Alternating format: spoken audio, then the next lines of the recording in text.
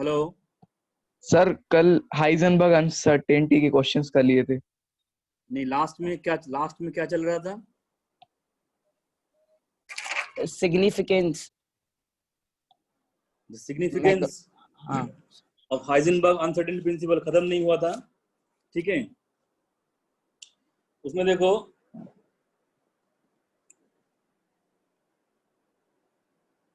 तो मान लो electron according to Bohr's model electron certain circular path में घूमता है। डेफिनिट पाथ होता है इलेक्ट्रॉन का, डेफिनिट पाथ ऑफ इलेक्ट्रॉन ये होता है अकॉर्डिंग टू बोर्स मॉडल। देखो तो बोर ने ये कह दिया था इलेक्ट्रॉन का पाथ डिफाइन है, लेकिन हाइजेनबर्ग अनसर्टेनिटी प्रिंसिपल से हमने क्या पढ़ा? अगर कोई पार्टिकल इन मोशन है तो उसका पाथ, लास्ट दिन का सोचो, उसका पाथ निकालना क्या है? इम्पॉसिबल है। उसका पाथ एक्यूरेटली निकालना इम्पॉसिबल है। ठीक है, according to Heisenberg uncertainty principle definite concept of definite path will not be applicable. According to uncertainty principle, concept of definite path of electron will not be applicable. Last दिन तुम लोगों को बताया था ना, किसी भी मोशन इन पार्टिकल अगर होता है उसका ट्रैजेक्टरी या पाथ बताने के लिए हमें क्या चाहिए होता है? पोजीशन चाहिए होता है एंड वेलोसिटी चाहिए होता है। लेकिन दोनों को तो हम एक साथ मेजर नहीं कर सकते हैं एक्यूरेटली, एक तो गलत होगा ही, और अगर एक गलत होगा तो जो पाथ हम डिटरमाइन करने वाले हैं वो भी गलत हो जाएगा। देखो पाथ डिटरमाइन करने के लिए हमें चाहिए वेलोसिटी एंड पोजीशन। क्या चाहिए? Velocity and position. ठीक है, लेकिन अकॉर्डिंग टू अनसर्टेनिटी प्रिंसिपल हम साइमल्टेनियसली वेलोसिटी एंड पोजीशन को एक्यूरेटली एट ए सेम टाइम मेजर नहीं कर सकते हैं। अगर वेलोसिटी मेजर करने जाएंगे एक्यूरेटली तो दूसरा वाला गलत हो जाएगा, तो एक तो गलत होगा ही, और अगर एक गलत होता है तो आपका ये डेफिनिट पाथ का बात कभी नहीं हो सकता। ठीक है, तो सर्टेन पाथ वाला फंडा is not applicable according to uncertainty principle. ठीक है, तो डेफिनिट पाथ ऑफ इलेक्ट्रॉन ये बोर्ड्स ने बोला था। So if you apply Heisenberg uncertainty principle,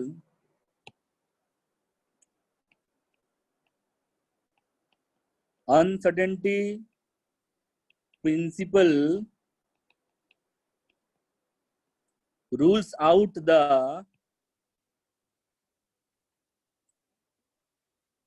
existence of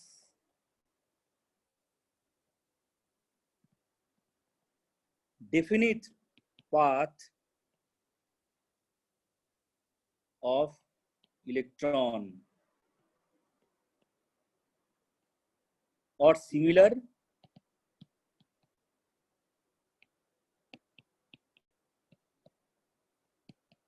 microscopic particles। ठीक है, और सिमिलर माइक्रोस्कोपिक पार्टिकल्स। तो यही होता है सिग्निफिकेंस ऑफ अनसर्टेनिटी प्रिंसिपल। तो देखो इलेक्ट्रॉन का पाथ हम एग्जैक्टली डिफाइन नहीं कर सकते हैं, इलेक्ट्रॉन का पाथ तो डेफिनिट नहीं है, तो हमें कुछ नया कॉन्सेप्ट लाना पड़ेगा। इसका मतलब यहाँ पे क्या हुआ है? बोर्स एटॉमिक मॉडल सक्सेसफुल नहीं हुआ था। ये बोर्स एटॉमिक मॉडल का ड्रॉबैक था। बोर्स एटॉमिक मॉडल में हाइजेनबर्ग अनसर्टेनिटी प्रिंसिपल एप्लीकेबल नहीं होता है। बोर्स एटॉमिक मॉडल में हाइजेनबर्ग अनसर्टेनिटी प्रिंसिपल एप्लीकेबल नहीं होता है। अच्छा, तुम लोगों को मैंने बोर्ड्स मॉडल का कुछ फेलियर बताया था ना, लिखने के लिए बोला था, व्हाट्सएप में भेज दिया था, तुम लोगों ने लिखा था। मैंने व्हाट्सएप में भेजा था drawbacks of boards atomic model, तुम लोगों ने लिखा था क्या? Yes sir. सब लोगों ने लिख लिया क्या? किसने नहीं लिखा बताओ? सर लिखा है। ऐसा कोई है क्या जिसने नहीं लिखा है? पहले से ही बोल दो, अगर मैं रैंडमली किसी से पूछ लूंगा, बोल दूंगा अभी फोटो भेजो, तो दिक्कत हो जाएगा। तो पहले से ही बोल दो अगर किसी ने नहीं लिखा है तो। राज तुमने लिखा है? No sir. सर पहले से स्क्रीन बोल नहीं रहा आ हूं। रही। तुमसे इतने देर से पूछ रहा हूँ राज, तुम ना तो होमवर्क करके आते हो, ना तो लिख के लाते हो। तुम कल के क्लास का नोट्स दो, जल्दी से भेजो मुझे। Yes sir. सर जितने नहीं भेजो उतने भेज दो सर, और कल के भी। तुम तो पहले कल का भेजो, उसके बाद ओके पूरा सर। बाद में देखा जाएगा।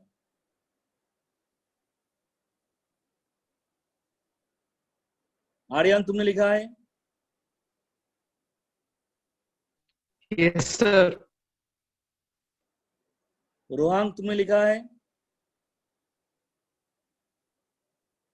सर थोड़े से लिखे हैं सर, वो 3 लिखे थे, बाकी नहीं, एक और लिखना है मतलब सर। अरे यार 5 तो पॉइंट था, उसमें तुमने 3 लिखा है। क्या करोगे ऐसे पढ़ाई करके? कुछ फायदा है बताओ रोहांग?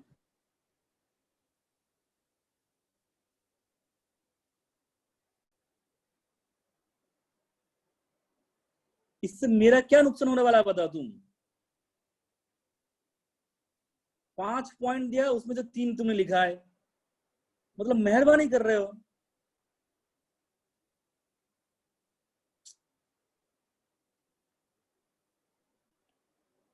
हद करते हो यार, मतलब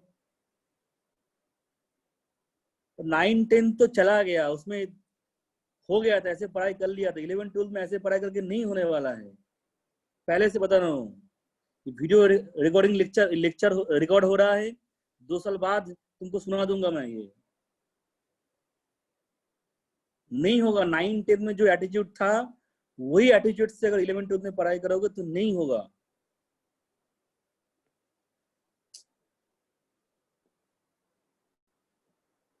सॉरी सर।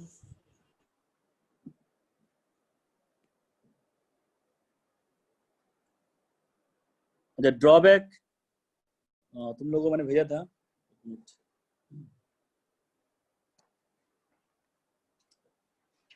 सब लोग ड्रॉबैक जो लिखा है उसको खोलो एक बार।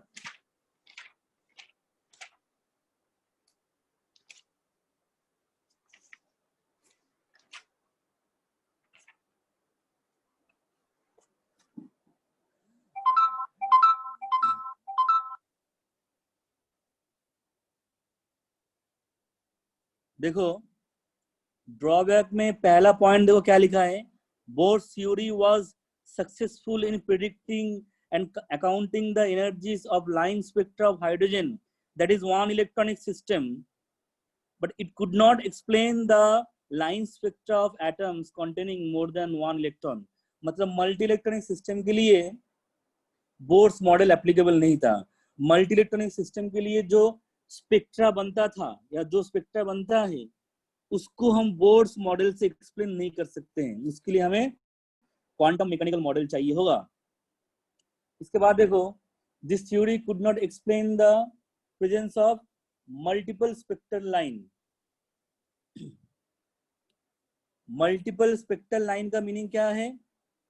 एक ही लाइन, मान लो स्पेक्ट्रम में ये ऐसा लाइन आया है, 3 लाइन आया है, ठीक है। अब ये भी 3 लाइन और भी 2-3 लाइन से बना हो सकता है। तो बोर्स मॉडल से हम यहां तक पता लगा सकते हैं, मतलब हमें सिर्फ ये लाइन दिखेगा, लेकिन ये इस लाइन के अंदर और भी लाइंस है, ये हम बोर्स मॉडल से एक्सप्लेन नहीं कर पाते हैं। ये और लाइंस का क्या फंडा है वो हम क्वांटम मैकेनिकल मॉडल में बताएंगे, ठीक है। बोर्स मॉडल से हम ये 3 लाइन को तो एक्सप्लेन कर पाएंगे, लेकिन इन तीनों लाइन के अंदर और भी लाइंस है, उनको हम एक्सप्लेन नहीं कर पाएंगे। उनको एक्सप्लेन करने के लिए हमें चाहिए क्वांटम मैकेनिकल मॉडल। और ये जो 3 लाइन है, ये एक्चुअली में क्या है, इसको हम क्वांटम मैकेनिकल मॉडल में समझेंगे। मैं थोड़ा सा बता देता हूं। देखो, मान लो ये 2 एनर्जी लेवल है, ठीक है। अब क्या होता है, क्वांटम मैकेनिकल मॉडल में देखा गया है, क्वांटम मैकेनिकल मॉडल में देखा गया है, अगर बाहर से आप इलेक्ट्रिक फील्ड या मैग्नेटिक फील्ड अप्लाई करोगे तो एनर्जी लेवल फर्दर डिवाइड हो जाता है, टूट जाता है। मतलब ये जो मैंने एनर्जी लेवल बनाया है ये ऐसे ऐसे हो जाएगा, 2 एनर्जी लेवल इससे बन जाएगा नया। पहले इनिशियली ये 2 एनर्जी लेवल था, एक ये वाला और एक ये वाला। अब मैंने क्या किया, बाहर से कुछ एनर्जी वगैरह प्रोवाइड किया, बाहर से मैंने electric field magnetic field provide किया है। उससे क्या हुआ है, ये वाला एनर्जी लेवल 2 एनर्जी लेवल में सेपरेट हो गया है। ठीक है, इसके बारे में डिटेल में हम क्वांटम मैकेनिकल मॉडल में पढ़ेंगे। लेकिन देखो अब क्या होता है, जब ये ऊपर वाला एनर्जी लेवल 2 पार्ट में टूट जाता है, अब देखो 2 ट्रांजिशन पॉसिबल है। पहले कितने ट्रांजिशन पॉसिबल था, 1 ट्रांजिशन, अब कितना हो गया, 2 ट्रांजिशन पॉसिबल हो गया। 2 ट्रांजिशन मतलब मल्टीपल लाइन बन जाएगा। ठीक है, अभी के लिए तुम थोड़ा इतना ही ध्यान रखो। उसके बाद देखो next point, this theory could not explain the splitting of spectral lines in magnetic field. देखो मैंने अभी क्या बोला है, स्पेक्ट्रल लाइंस का फर्दर स्प्लिटिंग हो सकता है in the presence of magnetic field, और इस इफेक्ट को हम बोलेंगे जीमन इफेक्ट। और क्या हो सकता है, स्पेक्ट्रल लाइन का फर्दर स्प्लिटिंग हो सकता है by the application of electric field. Electric field या मैग्नेटिक फील्ड अप्लाई करने से स्पेक्ट्रल लाइन का स्प्लिटिंग हो सकता है। और ये जो स्प्लिटिंग है, this splitting can not be explained bye Bohr's atomic model. इसको एक्सप्लेन करने के लिए हमें चाहिए quantum mechanical model. Quantum mechanical model में इसको हम अच्छे से समझेंगे।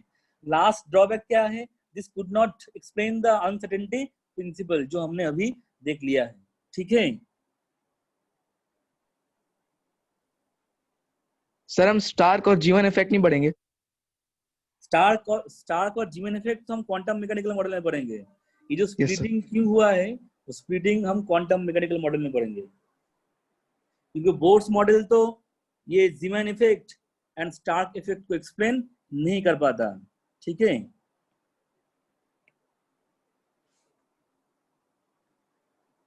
तो डी ब्रॉगली हो गया, मतलब इलेक्ट्रॉन के पास वेव नेचर हो गया। हाइजेनबर्ग अनसर्टेनिटी प्रिंसिपल हो गया। अब हम लोग स्टार्ट करेंगे क्वांटम मैकेनिकल मॉडल।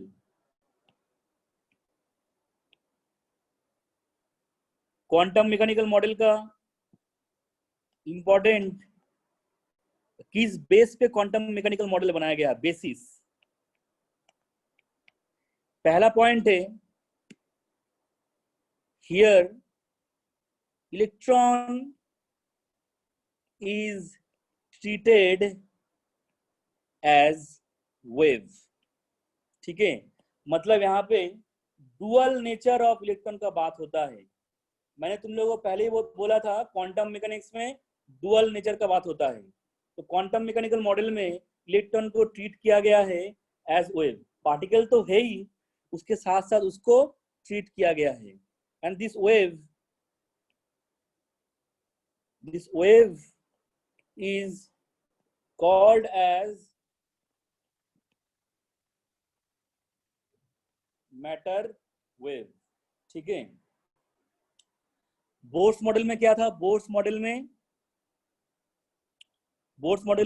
इलेक्ट्रॉन को ट्रीट किया गया था as particle. Quantum mechanical model में इलेक्ट्रॉन को particle as well as wave की तरह ट्रीट किया गया है। This is the first basis of quantum mechanical model. Second basis क्या है, हाइजेनबर्ग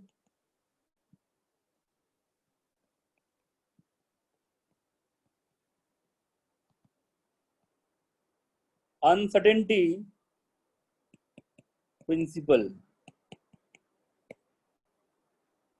देखो बोर्स मॉडल क्या बताता है, बोर्स मॉडल बताता है इलेक्ट्रॉन के शेल में प्रेजेंट होगा ही होगा, मतलब 100% प्रोबेबिलिटी है इलेक्ट्रॉन के सेल में प्रेजेंट होगा, इलेक्ट्रॉन एल सेल में प्रेजेंट होगा। ऐसा क्यों बोल सकते हैं? 100% प्रोबेबिलिटी का हम बात क्यों कर सकते हैं? Because according to Bohr's model definite path of electron का बात होता है, स्पेसिफिक पाथ ऑफ इलेक्ट्रॉन का बात होता है, सर्टेन पाथ का बात होता है।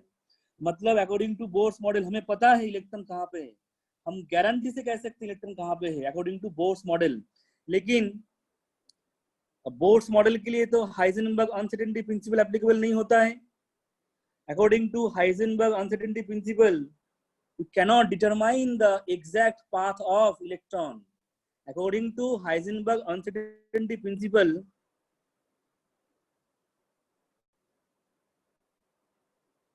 we cannot determine the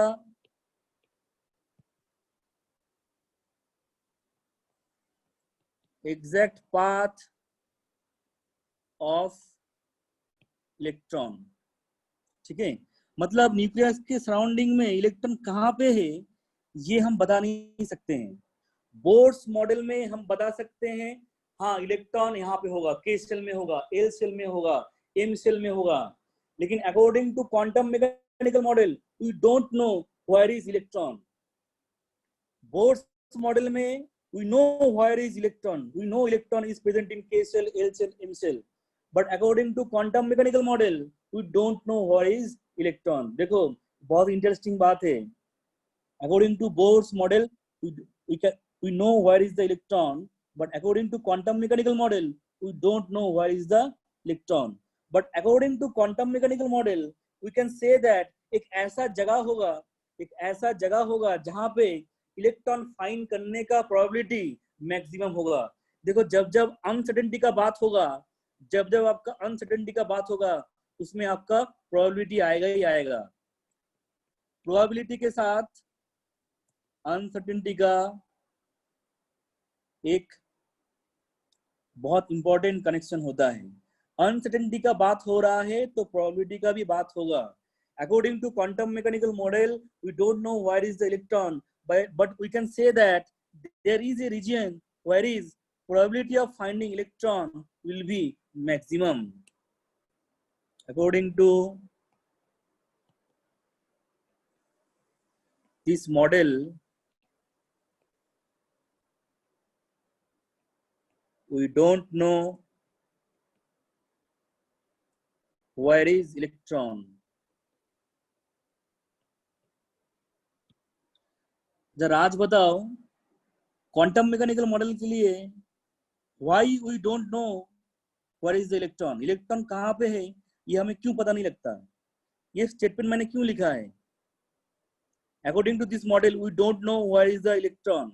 sir क्योंकि सर पार्टिकल है सर, मूव कर रहा होता है। है वो। पार्टिकल मूव कर रहा है तो तुम्हारा क्या हो जाएगा? सर उसकी पोजीशन एंड वेलोसिटी। बोलो अच्छे से बोलो। Sir exact position and velocity simultaneously at a given instant अपन फाइंड नहीं कर सकते। We don't know where is electron because according to uncertainty principle definite path concept होता ही नहीं। ठीक है, डेफिनिट पाथ का हम बात सर ठीक है, तो we don't know where is electron. इसके बाद में कंटिन्यू हो रहा है, but there is a reason where probability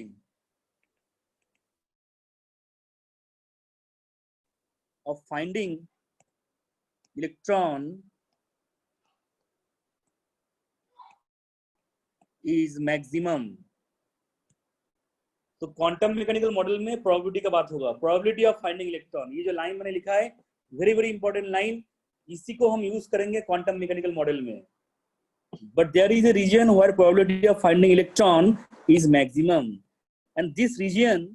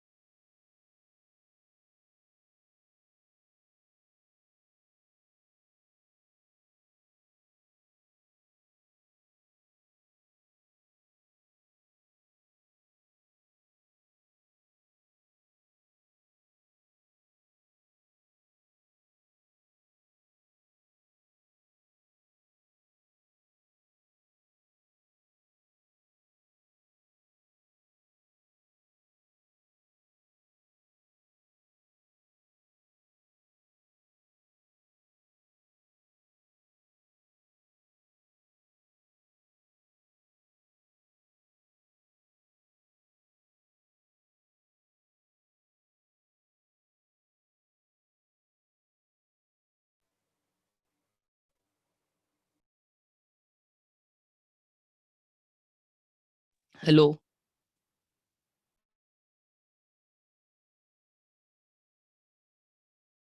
भाई सर कहाँ है?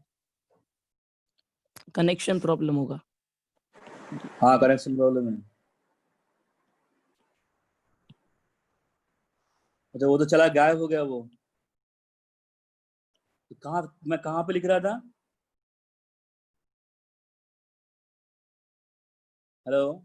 According to this model, we don't know where is electron, but there is a reason where probability of finding electron is maximum. And that region is called orbital. ठीक है, तो देखो Bohr's model and quantum mechanical model में क्या क्या difference हो सकता है, ये डिफरेंस तुम लोग खुद से लिख के मुझे भेजोगे, ठीक है? देखो बता रहा हूँ, बोर्स मॉडल में electron treated as particle, quantum mechanical model में dual nature. Bohr's model based है क्लासिकल फिजिक्स के ऊपर, क्वांटम मैकेनिकल मॉडल बेस्ड है क्वांटम फिजिक्स के ऊपर। बोर्स मॉडल एप्लीकेबल है वन इलेक्ट्रॉनिक सिस्टम के लिए, क्वांटम मैकेनिकल मॉडल एप्लीकेबल है for one electron as well as multi electron. Bohr's model में अनसर्टेनिटी प्रिंसिपल एप्लीकेबल नहीं होता है, क्वांटम मैकेनिकल मॉडल में अनसर्टेनिटी प्रिंसिपल एप्लीकेबल होता है। बोर्स मॉडल में डेफिनिट पाथ का बात होता है, we know where is the electron. Quantum mechanical model में we don't know where is the electron. Bohr's model में ऑर्बिट का बात होता है, अब ध्यान दो, बोर्स मॉडल में बात होता है ऑर्बिट का, ऑर्बिट। क्वांटम मैकेनिकल मॉडल में बात होता है ऑर्बिटल का, ठीक है? Bohr's model cannot explain the Zeeman effect and Stark effect. Quantum mechanical model can explain these effects. ये सारे पॉइंट्स को तुम खुद से सोच के लिखोगे, difference between bourse model and quantum mechanical model. तो क्वांटम मैकेनिकल मॉडल का बेसिस क्या है? Heisenberg uncertainty principal and dual nature of electron.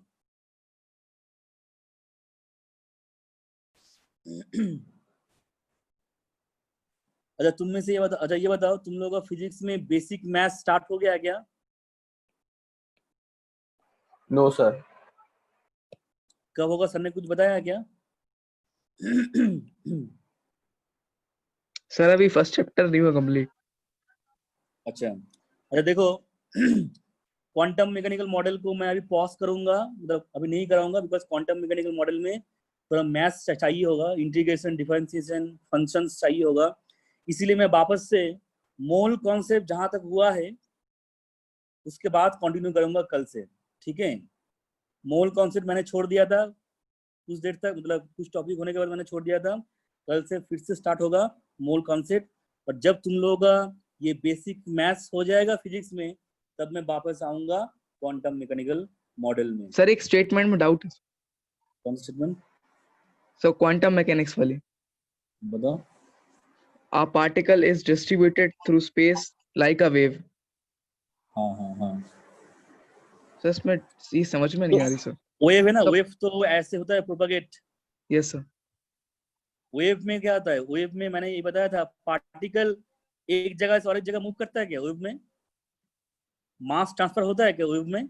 Sir energy transfer होती है बस। एनर्जी ट्रांसफर होता है, इसीलिए। और तो वेव प्रोपेगेट होता रहता है, ठीक है?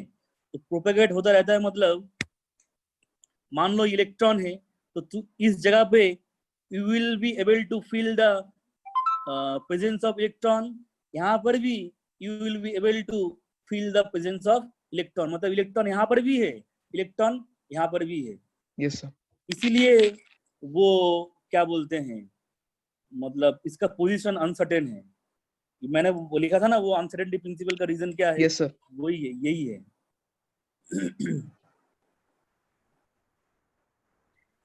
सर हाँ बताओ। सर वो जो वो है उसमें हम वो नहीं पढ़ेंगे ब्लैक बॉडी वाला। हाँ ब्लैक बॉडी पढ़ेंगे, ब्लैक बॉडी पढ़ना है, सिर्फ ब्लैक बॉडी पढ़ेंगे, और वो सब नहीं पढ़ेंगे, वो सब नहीं आता है। वो मूलिकन ऑयल ड्रॉप मेथड, उसको तुम लोग क्या करोगे, इंस्टेंट से रीड कर लोगे और फिजिक्स में क्लास 12 में पढ़ोगे, ठीक है? मूलिकन ऑयल ड्रॉप, रदरफोर्ड, इन सब से क्वेश्चन नहीं आता है केमिस्ट्री से, ठीक है? ब्लैक बॉडी से आता है, तो ब्लैक बॉडी को पढ़ाएंगे। और देखना स्टार्टिंग में कुछ कुछ दिया, डाल्टन्स थ्योरी भी दिया है, वो भी तुम लोग एनसीईआरटी से लाइन बाय लाइन रीड करोगे, छोड़ना नहीं है ये सब, ठीक है, पढ़ना है तुमको खुद से। मुलिकन ऑयल ड्रॉप एक्सपेरिमेंट, ये तुम लोग फिजिक्स में भी नेक्स्ट ईयर पढ़ोगे। मैथ्स तो केमिस्ट्री में नहीं पढ़ाता हूँ, बिकॉज फिजिक्स में देखो जेई 2 साल बाद देना है, तो फिजिक्स में 2 साल बाद पढ़ोगे तो उस टाइम अच्छे से याद रहता है। रदरफोर्ड मॉडल भी तुम लोगों ने पहले पढ़ा है, इसको खुद से रीड करोगे। डाल्टन्स थ्योरी ऑफ एटम, ये भी तुम लोगों ने पहले पढ़ा है, ठीक है। तो ब्लैक बॉडी को पढ़ाऊंगा, लेकिन ब्लैक बॉडी उसी के बाद पढ़ाऊंगा, क्या बोलते हैं, जब बेसिक मैथ्स वगैरह हो जाएगा तब पढ़ाऊंगा।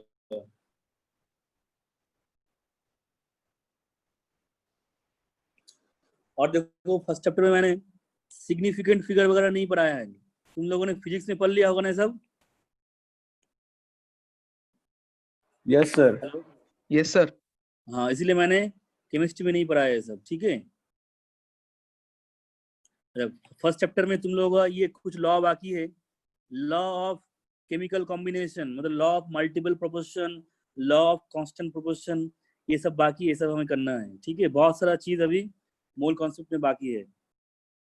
According to NCERT mole concept बहुत छोटा है, तो हम लोग तो अकॉर्डिंग टू एनसीईआरटी नहीं पढ़ रहे ना, बहुत ज्यादा टॉपिक्स है मोल कॉन्सेप्ट के अंदर।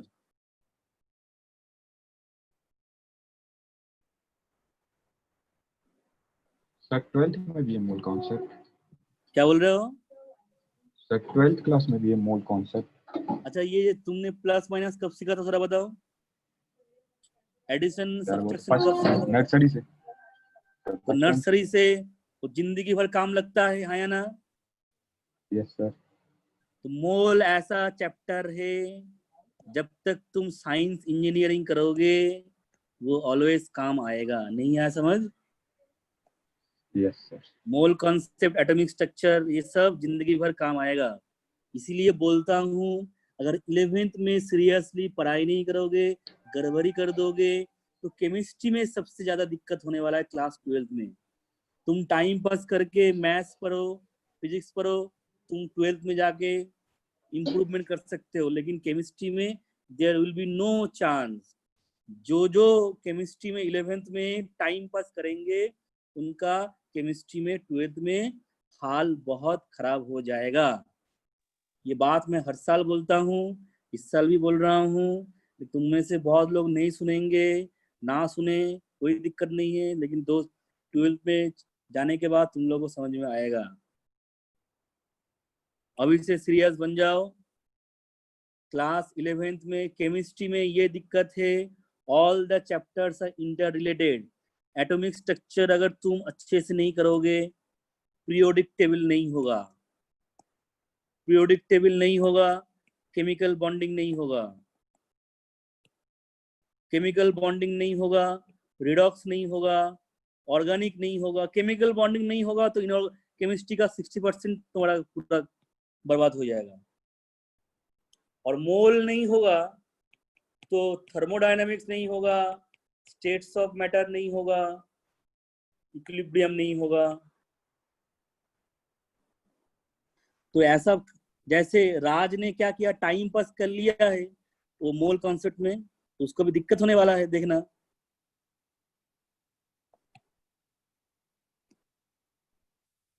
सर एक डाउट है। बताओ। सर कल आपने जो बताया था कि अगर किसी velocity of particle speed of light से बहुत कम है तो मास कांस्टेंट होता है। क्या? सर आपने कल बताया था ना कि वो वेलोसिटी ऑफ पार्टिकल अगर लाइट की स्पीड से बहुत कम है तो मास कांस्टेंट ले लेते हैं। ये कहाँ होता है? ऐसे ही बताया मैंने, ये नहीं बताया। सर आपने बताया था कि आगे वो अंशुल सर बताएंगे। ये मैंने थोड़ी कुछ बताया था, उस कस्टमर से मुझे नहीं पता सर तुम क्या बोल रहे हो। मैंने ऐसा स्टेटमेंट कभी दिया नहीं और मुझे पता भी नहीं, और तुम अगर दिए हो तो मैं इसका कोई रिस्पॉन्स नहीं करूंगा।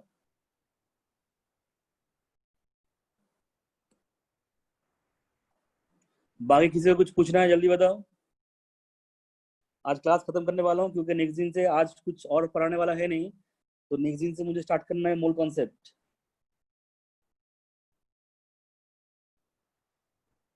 जल्दी बताओ, किसी को कोई डाउट है नहीं?